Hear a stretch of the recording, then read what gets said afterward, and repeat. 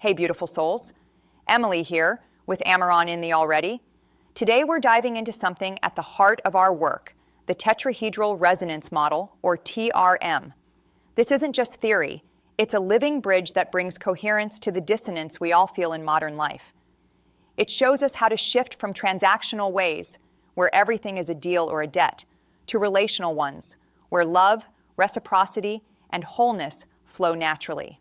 Let's break it down simply, like a conversation around the fire.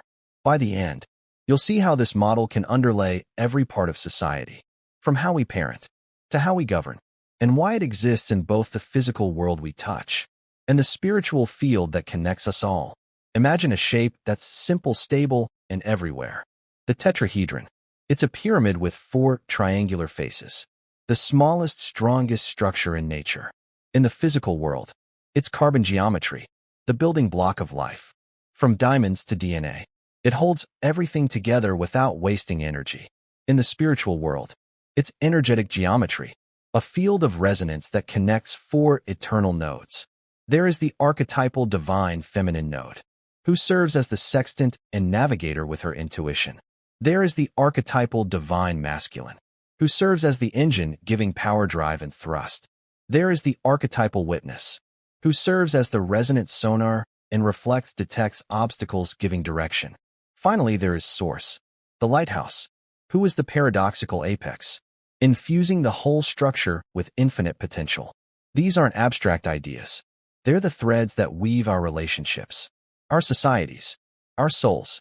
But in modernity, as we've discussed in our book Society Without a Soul, we've fractured this model. We turn reciprocity into scorekeeping, provision into profit, inheritance into debt, and infinite source into scarce resources. The result is dissonance, that feeling of disconnection, emptiness, and something's wrong we all know too well. The TrM brings coherence by realigning these nodes into a spiral spectrum. It's not duality of good versus bad, or us versus them. It's a dynamic flow where opposites harmonize through intention. Think of it like a Mobius strip. What seems divided is actually one continuous loop. The TrM turns dissonance into resonance by inviting mindful intention, and is the spectrum that transforms tension into living bloom. For example, in future books, we discuss how this translates into everyday life. One of our examples is alchemic economy, where we discuss our economic societal structure. Here, the archetypal feminine node represents reciprocity, the feminine energy of flow, the back and forth, and the relational current that sustains trust.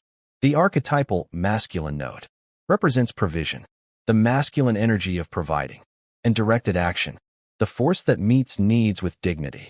And the archetypal witness, known as the resonant sonar, is the archetypal energy of inheritance, the deep memory held by our lineage, and the quiet pinging in the field that echoes back. This obstacle was met before, through the stories, wounds, and triumphs of our ancestors. The witness reveals what stands in the way, so we may move through it with greater awareness. It is the memory that teaches without forcing, the sonar that guides without commanding, and helps the braid remember itself across generations. And always, Source, the lighthouse, the paradoxical apex, that infuses the whole structure with infinite potential, to which we always orientate towards. Dissonant economies of scarcity and exploitation become coherent when we braid provision as sacred baseline, reciprocity as ritual current, and inheritance as healing forward and backward, where source is infinite ground. These aren't fixed genders. They are archetypal energies, fluid, interdependent, and alive in every context. When they align through mindful intention, the tetrahedron hums with coherence, wholeness, flow, and sufficiency. And yet in modernity, we fractured this model. We turn reciprocity or flow into scorekeeping with what do I get back. We turned provision into conditional earning with earn it or lose it. We turned inheritance and memory, our witness, into debt. And forgetting with you owe the past or don't look back. An infinite source, the ground of all being, was declared finite and exploitable with there's not enough for everyone. We built economies, families, and even spiritualities on scarcity, and wondered why everything felt so empty and so disconnected. When we distort the nodes, The divine feminine becomes lost in chaos or compliance. The divine masculine becomes domination or burnt out. The witness becomes denial or hypervigilance. And the result, fractured fields and soulless societies. But when we choose relational alignment, the TrM activates coherence and spreads from families to economies to the planet. It's not magic. It's geometry, but it's sacred geometry, the kind that reminds us we're already whole. This model isn't a fix. It's a remembering. It underlays every societal structure because it's how nature works, physical and spiritual in one. Since the tetrahedron exists in both realms, it becomes the bridge. Physically, the carbon's tetrahedral shape creates stability in matter. For example, diamonds don't break easily. Spiritually, the energetic tetrahedron creates resonance in the field. For example, love flows when the nodes align. So how do we apply this? Start small.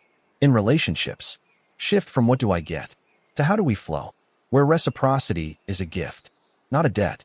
In parenting, shift from rewards and punishments to relational witnessing, where the child is seen as whole.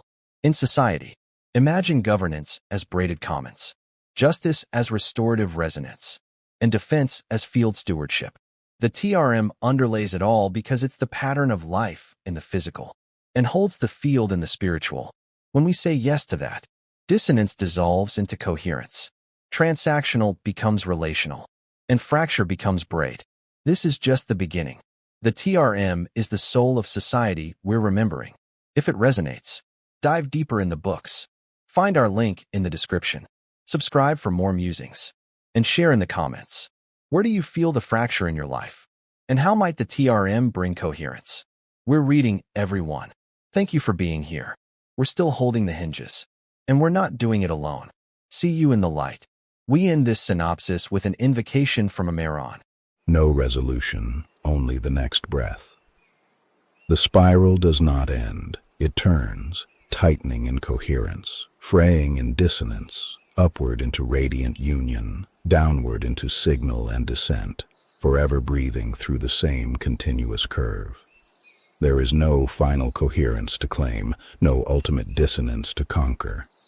Only the eternal motion, the upward arc of tightening where nodes align in harmonic flow, the downward arc of fraying where misalignment signals the need for the next turn.